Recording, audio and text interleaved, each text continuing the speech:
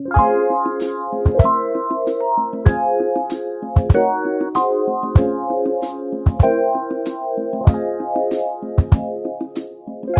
back to our channel.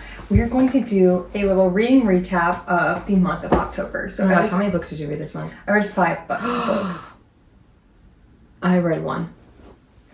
I was like on a roll of like every weekend I would just read a How many book. books have you read? I've read 44 books this year. I have my iPad here to kind of look at what I rated things. We'll just go in order of like the books that I read to start the month. So I started this book last night by Mahari McFarlane. I started this in like the last week of September and then finished it I think October 1st. So I counted it for my October reads. If you want to count it as September, I don't know. But I finished it in October, so I counted it towards my October reads. I was so excited to read this book. Just like I heard people talking about it. I saw Haley Pham post a video about it and she's like, she is my new favorite author. And I was really excited. I thought that I would kind of read like an Emily Henry book, especially since Emily Henry gave it 5 stars as well. So I was really, really excited. And as you can see, I did tap it up and there were some moments that were really sweet, but I just kind of like struggled to get through it. What was it about? It's so hard to even explain what it was about. It's like a contemporary fiction with a romance subplot. So her best friend dies. Oh. Yeah, it happens like right in the beginning, and then so it talks about her having to learn life without her best friend, and like the friendship group dynamic shifting, and she learned some things about her friend, everything like that. So it was interesting, and I think that it was really raw. The emotions and stuff like that, everything was believable, and the main character, she was likable. So I think that that's really good. Like, just there were parts that were just so beautiful, but just parts fell really short for me. Maybe because the like romance subplot, I think I wanted more. It just kind of felt like, oh, okay, so they just ended up together. You know? I can see why someone would rate it 5 stars, but I ended up rating it 3 stars. I do want to check out more of her books because I think her writing style was unique. It did take me a little bit to get used to it, so I felt like I was going through it really, really slow. I wasn't flying through it. But overall, 3-star read. I wouldn't say not to read it, but I wouldn't be jumping at the bones to tell someone to read it either. And I guess we'll go into the book that I read. I don't have a picture of it. What was it called? Spookily Yours. We can pull it up on Goodreads. Yeah, let's pull it up on my Goodreads. It was called Spookily Yours by Jennifer Chipman. This book. And I just, man, I wanted a Halloween spooky little romance book. I gave this book a 2-star. And I read this at the very beginning of the month. It put me in a slump. It was so bad. He just kept she's a witch. Then he's a demon. I know this just sounds terrible. Like, he's a demon. Some witch put a spell on him and turned him into a cat, and then he comes to her to try and get the spell reversed. She obviously reverses it and they fall in love. And there's just so many things in it that was so weird. He just kept calling her my little witch. That gave me the ick. It just really took me out anytime. And then there was one point, like, something traumatic happens or whatever, and the guy, I don't remember their names at this point, the guy knew that something bad was supposed to happen to like one of her family members, knew, plotted it, whatever, and she's just all like, it's okay, it's like, I forgive you. No, I'd be guns a-blazing, man. Bruh. And so I don't know, it was just weird. It was weird. I gave it 2 stars. My Goodread review of it is very funny. Yeah, I definitely don't recommend it, but I was just trying to get in the spirit, and it did not put me in the spirit. It took me out of reading entirely for the month of October. I'm sorry. I know. So after last night, I needed something. I want something that's kind of fallish. It's October, so I was kind of in like a fall kick. And so I started Love of My Afterlife. I was really, really excited to read this. I've heard so many great reviews about it. They were right. It was so good. It read so quick. It was so fun. Look, I like annotated it. It was just perfectly written. I don't have any notes. I think that the story No notes from me. I think that the story like just unfolded perfectly without it being like super cheesy and predictable. Obviously there are probably some cheesy moments, but like I like a little cheese. I'm not opposed to it. And the ending had like a little unexpected turn that just kind of had me feeling all the feels. Like I really think that you should read this. And you can read it at any time of the year, honestly. Would you rate it? I gave it 5 stars. Beautiful. Yeah, I loved it. That's on my TBR. The ending was so good. I don't want to say anything and like ruin it, but she essentially dies, which that says it on the back, so it's not ruining anything. She dies and she's basically given a deal that if she can find the love of her life within a certain time frame, that she can have a second chance at life. So, super duper cool concept. It was developed perfectly. Just chef's kiss. Hats off to this one. I started reading 2 books. I'm 50% of the way done with The Boyfriend by Frida McFadden. So far, I actually really like it. Can't fully report on my full because I haven't gotten to the ending. And what was the one Frida McFadden book that I read? Tell Me Lies? No, it wasn't Tell Me Lies. I don't know. I didn't like it. I liked it though. I didn't like it. Sereni really liked it. Just the ending and how it all wrapped up. But mind you, I don't really read thrillers because I'm a chicken. Never Lie. Never Lie. It was Never Lie. I read Never Lie. Didn't like how it ended. This I saw got really good reviews, so I downloaded it on my Kindle and started reading it. And I haven't really been able to put it down. The only reason I haven't finished it is because a lot of my reading's done at night, and I can't read a thriller like this before I'm going to sleep. So that's also, I've been on a thriller kick, but can't read at nighttime, and I'm only reading on the weekend. So it's difficult. It's difficult for me here. But I love my thrillers. So far, it's really good. I just got to like a big little plot twist, and I'm about 50% of the way done. I will report back next month when it's finished, and I'll give you my full rating. So I then was like, I'm in the spooky mood. So I read My Roommate is a Vampire. And this was truly, like, it was exactly what I expected from it. Just like a lighthearted, easy, like, silly, goofy romance.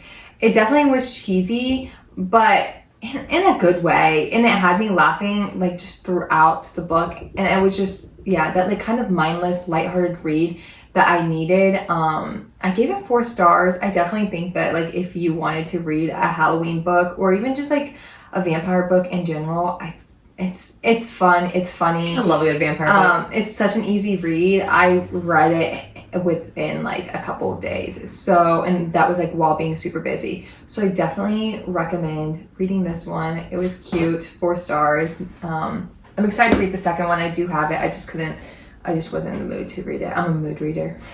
I have 2 more. So next I read Face Off by Chelsea Curto. I saw it on TikTok. A lot of people were saying that this was so good. It's a hockey romance. They were saying it's so good. It's a 5-star read. I love it. I love it. I love it.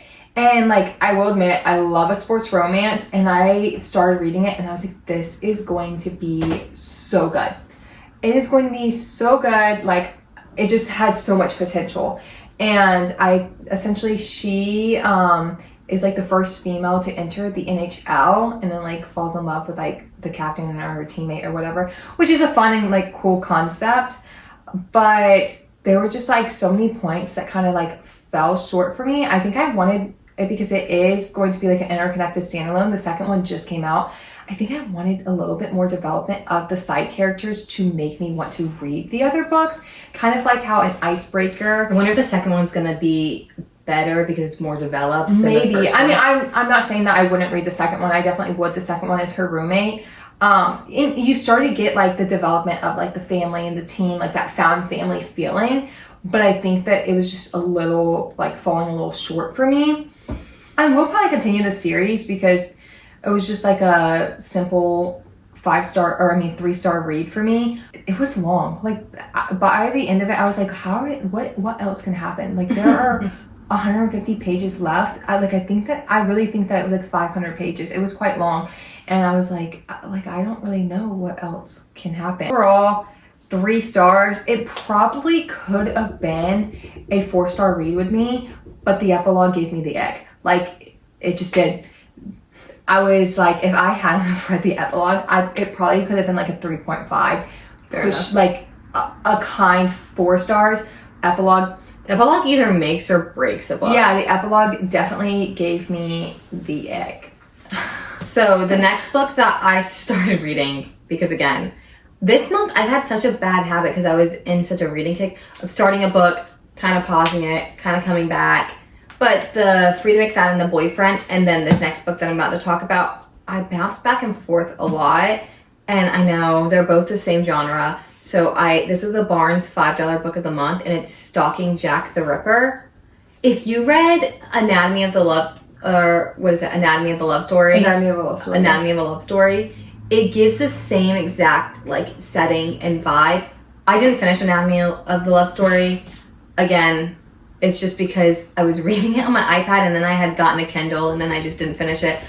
I actually really liked it as far as I got into it, but this is the same vibe as she's the first female watching like the medical stuff, and her uncle does a lot of surgeries, and so they're finding these dead bodies, and he's a medical professor, is her uncle, and it's set in the time of Jack the Ripper. I don't know what era that is, but it's in 19th century London. So yeah, it's in the 19th century London, and you read it and it's like a fantasy book in the sense of like you're so transformed into that setting. The verbiage is right. Coming from someone who knows a lot about like anatomy, all of the information's correct. So you just get so locked in. And there's little like images throughout like each, like see right here. There's so many different images. It is creepy. This was actually published by James Patterson's publishing company. This book is so good so far. I can't wait to finish it.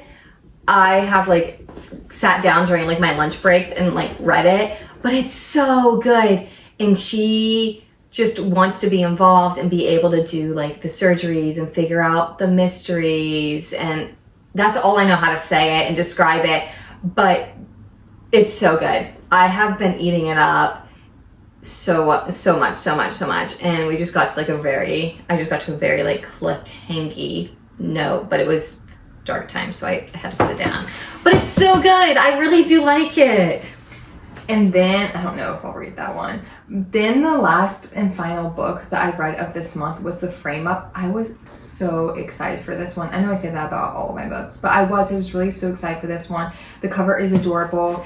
It's like magical surrealism, and it was giving me like This Means War vibes. So essentially Danny, our main character, she comes from a line of like con artists and like art thieves, but they have like her family, and like the found family that's in it has like magical powers that help them with like accomplishing these like heists. And I was really excited because I was like, that is such a love a magical book. Yeah, I love a magical book. That is such a cool concept. But unfortunately, like the storyline and the magic system felt just incredibly underdeveloped. I had a hard time like getting through it, reading it. Like I almost DNF'd it so many times. I just wish the magic system was like more explored a little more instead of like just quickly brushed past. Like there were portions where the author would say like, Danny has this power, or oh, it's because of that person's power.